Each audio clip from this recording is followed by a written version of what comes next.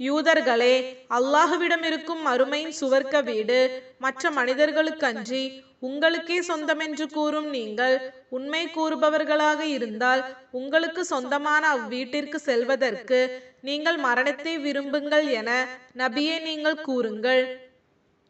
ஆனால் அவர்கள் கரங்கள் செய்து அனுப்பியிருக்கும் பாவங்களின் காரணத்தால் அதை அவர்கள் அறவே விரும்பவே மாட்டார்கள். இந்த அநியாயக்காரர்களை அல்லாஹ் நன்கறிவான். அன்றி நபியே, அந்த யூதர்கள் மற்ற மனிதர்களை விடவும், குறிப்பாக இணை வைத்து வணங்கும் முஷ்ரிக்குகளை விடவும் நீண்ட நாள் உயிர் வாழ மிகவும் பேராசையுடையவர்களாக இருப்பதை நிச்சயமாக நீங்கள் காண்பீர்கள். அவர்களில் ஒவ்வொருவனும் நான் 1000 ஆண்டுகள் உயிர் வாழ வேண்டுமே என்று விரும்புவான். அவ்வாறு நீண்ட நாள் உயிருடன் இருக்க அவனை விட்டு வைத்தாலும் அது வேதனையிலிருந்து ஒரு சிறிதும் அவனை தப்பிக்க வைத்துவிட மாட்டாது.